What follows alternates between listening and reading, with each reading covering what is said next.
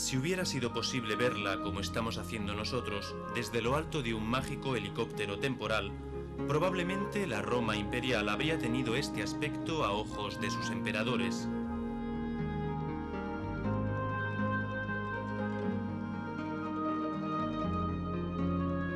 Estamos a principios del siglo II después de Cristo. El emperador es el gran Trajano. El esplendor arquitectónico de Roma ha alcanzado sus más altas cotas. El imperio se halla en el momento culminante de su expansión. El nombre de Roma domina todo el mundo conocido en aquel entonces. La cuenca del Mediterráneo, la actual Europa, tanto occidental como oriental, las costas africanas y el Oriente Medio hasta el Mar Caspio. Su cultura, su idioma y su tecnología han transformado tierras primitivas en cultas y ricas colonias. La ciudad cuenta casi con 1,5 millones de habitantes y la embellecen centenares de templos y de magníficos monumentos. Una red de 9 acueductos la abastece con más de 1 millón de metros cúbicos de agua al día. Ese agua alimenta numerosas termas capaces de albergar a más de 1.000 personas al mismo tiempo.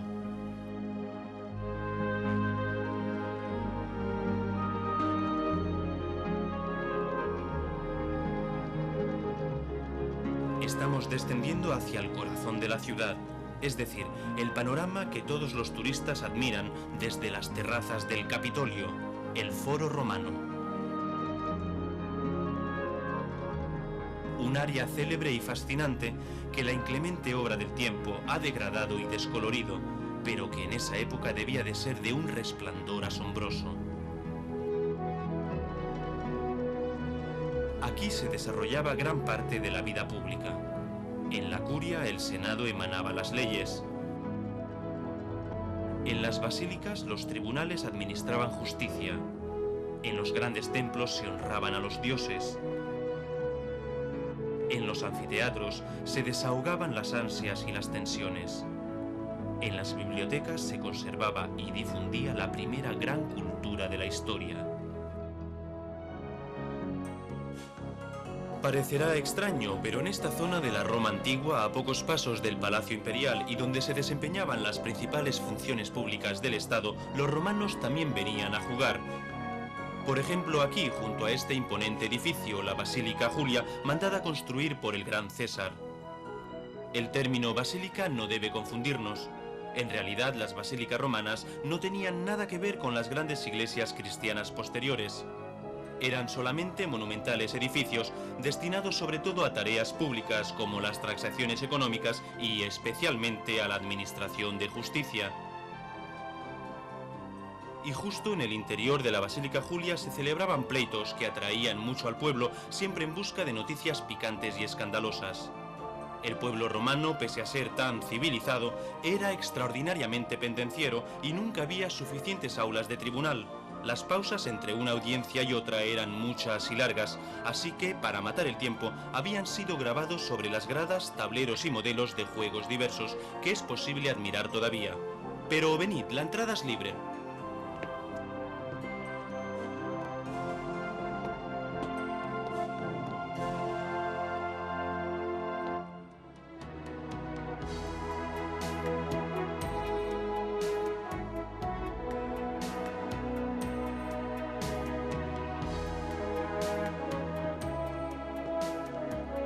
La basílica tenía dimensiones imponentes. Con una anchura de 80 metros estaba dividida en 5 naves y, según las costumbres de la época, no tenía paredes en 3 de sus 4 lados. Daba directamente al exterior.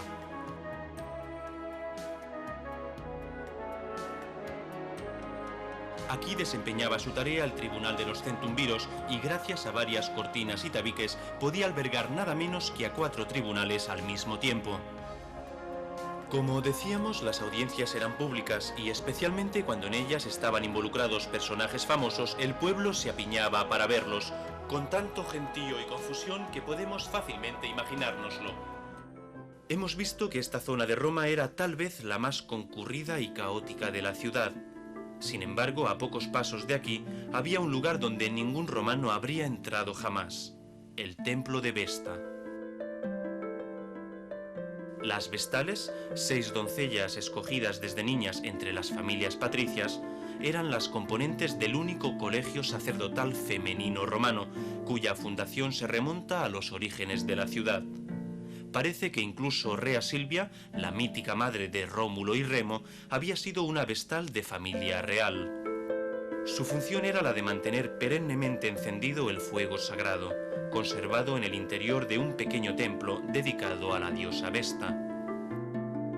El templo estaba formado por un podio de mármol de casi 15 metros de diámetro, en cuyo centro estaba la naos, rodeada de columnas corintias.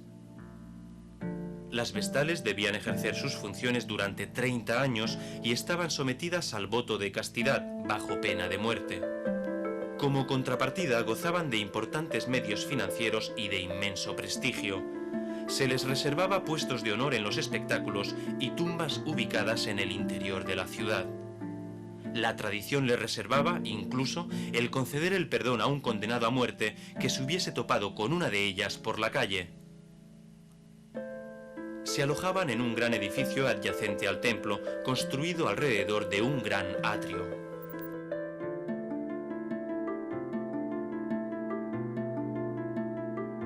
Se trataba de un gran jardín rectangular que estaba rodeado por un vasto pórtico de columnas.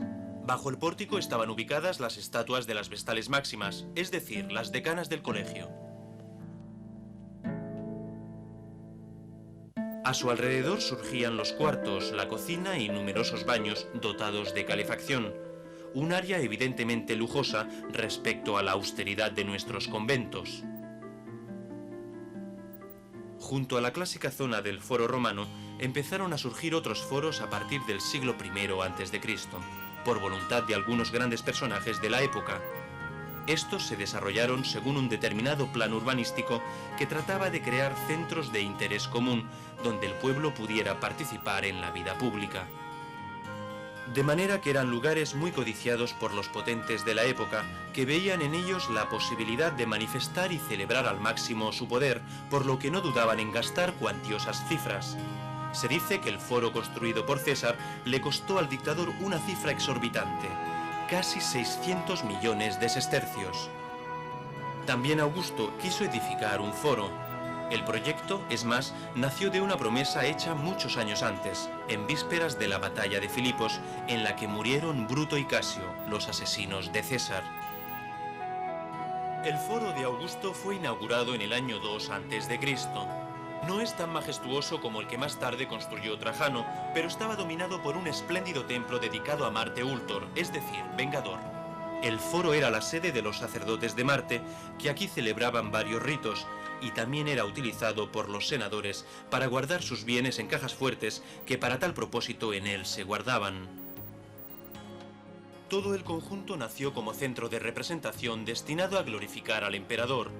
Aquí se reunía el Senado para las declaraciones de guerra y de paz, y sobre su altar los gobernadores realizaban sacrificios antes de partir con destino a las provincias.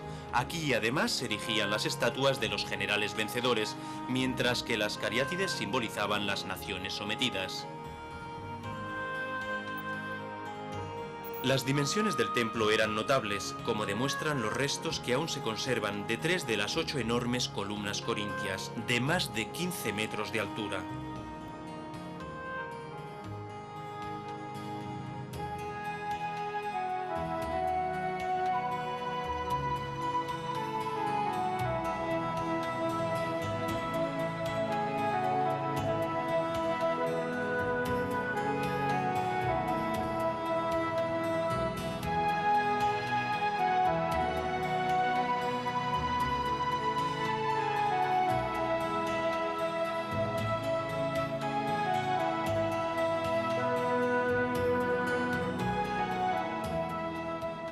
Sin embargo, tendremos que esperar otro siglo para haber realizado junto al foro de Augusto el más imponente y espectacular de los foros romanos, el de Trajano.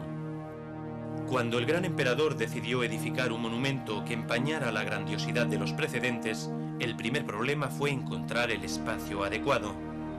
Haciendo gala de su férreo carácter, Trajano no dudó en mandar derribar una colina, la que separaba el Capitolio del Quirinal.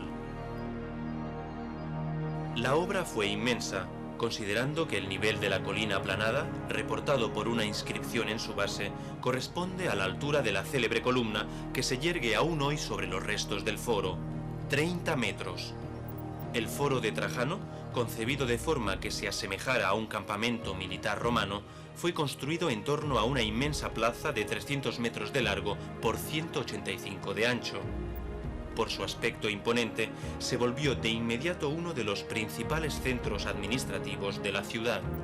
El elemento más bello del foro es la célebre columna llamada también Trajana, tal vez el monumento romano mejor conservado de todos los que hemos heredado. Su finalidad era la de conservar los restos del gran emperador en una urna de oro y difundir sus hazañas. En su interior es hueca. Por una escalera de caracol se llega hasta la cima, antes ocupada por una efigie de Trajano y hoy adornada con una estatua de San Pedro. La columna está completamente envuelta por un friso en relieve de más de 200 metros de longitud, a lo largo del cual se puede observar una extraordinaria representación de escenas de las dos guerras combatidas victoriosamente por Trajano contra los dacios, un tenaz pueblo que habitaba en la actual Rumanía. Se trata de un verdadero film de mármol, como la definió el escritor Italo Calvino, una obra maestra de la escultura de todos los tiempos que nos permite revivir, como en un maravilloso film antiguo, las diferentes fases de la campaña. Originariamente la columna estaba rodeada por una serie de edificios, un templo dedicado a Trajano y dos bibliotecas de cuyas ventanas era posible admirar más de cerca las escenas historiadas. Pero el edificio más importante del foro era la Basílica Ulpia, obra del gran arquitecto Apolodoro de Damasco. La basílica era la más grande de Roma, medía de hecho 170 por 60 metros.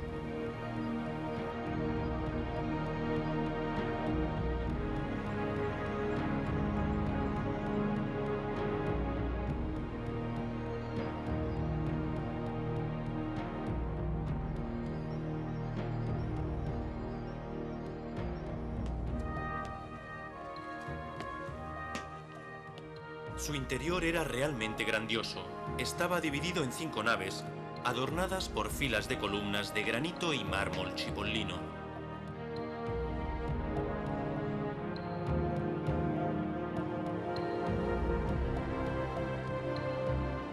En lo alto, un gran friso representaba victorias sacrificando toros o adornando candelabros con guirnaldas, mientras que el pavimento estaba compuesto por mármoles de varios colores que formaban figuras geométricas.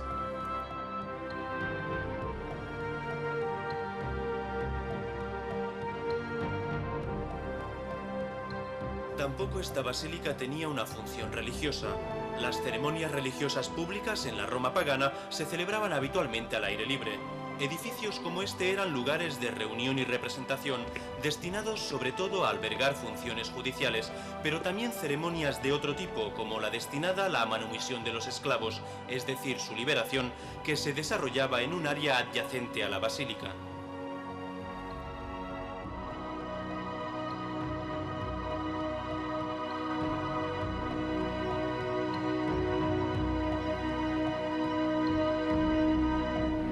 La última basílica que visitaremos es la más famosa de las que han llegado hasta nuestros días. Esta vez también estamos ante un edificio grandioso, iniciado en los primeros años del IV siglo por un desafortunado emperador romano, Magencio, a cuyo nombre estará ligada durante siglos la fama del edificio. Pero fue Constantino, quien lo había destituido después de la batalla de Ponte Milvio en el año 312, quien lo completó soberbiamente. Este edificio, surgido en la Vía Sacra, entre el Foro Romano y el Coliseo, cubría un área de 100 metros por 65, más o menos las dimensiones de un campo de fútbol. 2 entradas permitían acceder a su interior. La monumental daba a la Vía Sacra y consistía en un solemne pórtico, adornado por 4 grandes columnas de pórfido que se alzaban sobre una escalinata.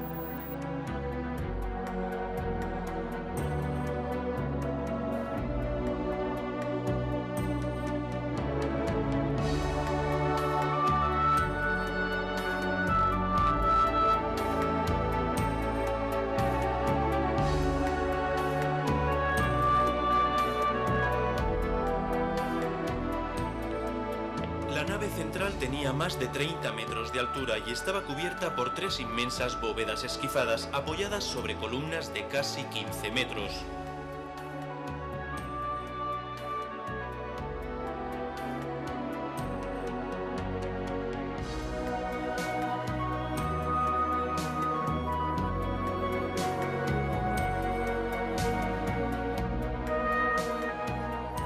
El lado norte de la nave concluía en un ábside, en el cual se abrían hornacinas para estatuas encuadradas por columnitas apoyadas sobre repisas esculpidas.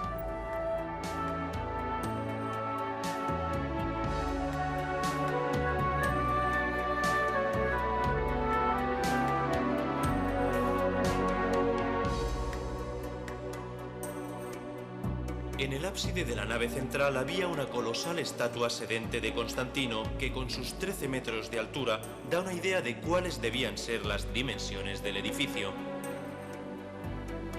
El interior se completaba con 2 alas laterales, cada una compuesta por 3 áreas cubiertas por poderosas bóvedas de cañón decoradas con casetones. El pavimento estaba decorado con bellísimos mármoles coloreados, mientras que en 2 hileras paralelas se abrían enormes ventanas que permitían la iluminación del ambiente. Como otros grandes monumentos romanos, la inmensa masa del edificio se convirtió entre la Edad Media y el Renacimiento en una de las canteras de material de construcción más saqueadas de la antigua Roma. Hasta la última de esas columnas fue saqueada en 1613 por el Papa Pablo V, quien la depositó en la plaza de Santa María la Mayor, donde sigue en pie en la actualidad. ¡Ey, se ha hecho tarde! Es hora de subir al Palatino. Hoy hemos sido invitados nada menos que por el emperador y, como ya sabes, no hay que hacerle esperar.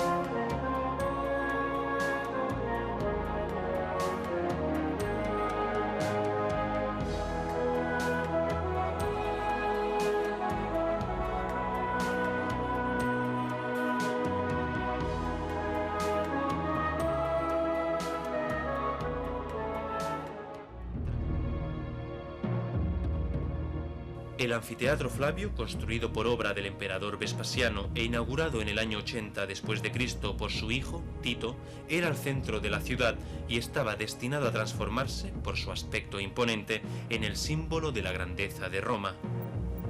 Para edificarlo sirvieron 100.000 metros cúbicos de travertino, una caravana de más de 200 carretas al día que durante 5 años iban y venían de las lejanas canteras de Tívoli.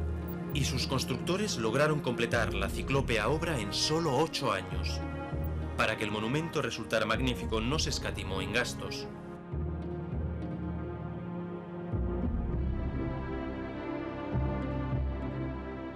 El anillo exterior tiene más de 50 metros de altura y está constelado por centenares de arcos, cada uno de los cuales estaba adornado con una estatua.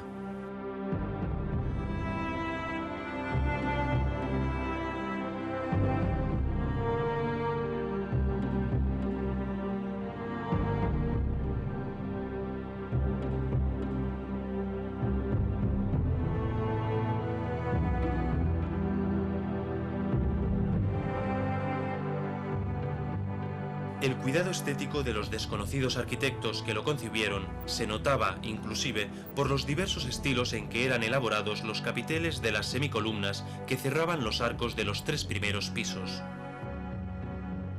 Estilizado dórico el primero, elegante jónico el segundo y refinado corintio el tercero. Pero ha llegado el momento de entrar. El espectáculo está por comenzar.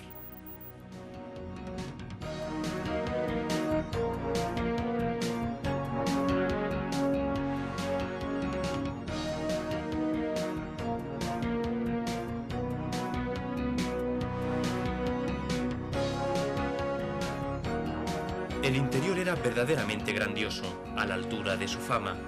Las dimensiones son excepcionales si tenemos en cuenta la época de su realización.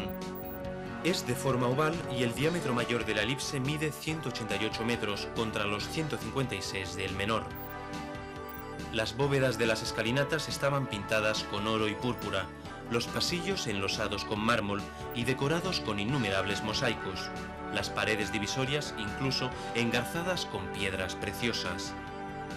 El anfiteatro podía albergar más de 50.000 espectadores sentados, los cuales, en caso de emergencia, podían salir al exterior en poquísimos minutos. La inmensa cavea estaba dividida en 4 filas de gradas, todas cuidadosamente numeradas y subdivididas por categorías sociales. Un detalle curioso es que las mujeres ocupaban la parte más alta de las graderías, tal vez para evitar lo más posible una promiscuidad que podía generar graves desórdenes. A pesar de sus dimensiones, la visión era perfecta desde todas las hileras de asientos. Una gran red protegía a los espectadores de eventuales ataques de las fieras. Todo el anfiteatro estaba cubierto en los días de sol por un inmenso velarium que garantizaba sombra y fresco a todos los espectadores. Su despliegue requería un esfuerzo grandioso y su dinámica está rodeada de gran misterio.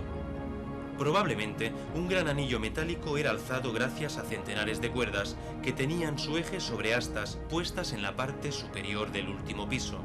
Sobre este se desplegaban las grandes velas de tela, con una grandiosa operación colectiva efectuada por más de 1000 expertos marineros de la flota imperial de Miseno.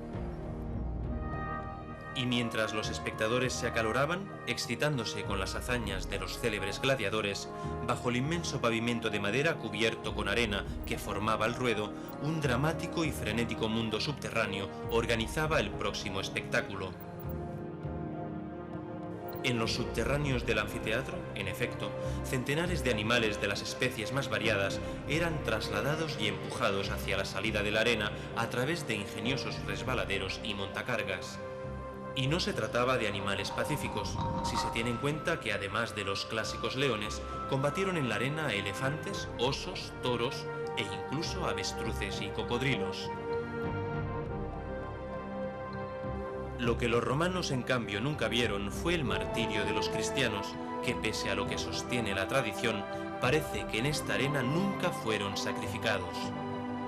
Lo fueron en cambio miles de gladiadores, pero se trataba de verdaderos profesionales de la guerra y de la muerte, que a menudo se volvían famosos ídolos para las multitudes y eran celosamente protegidos por sus entrenadores, para los cuales podían resultar verdaderas minas de oro.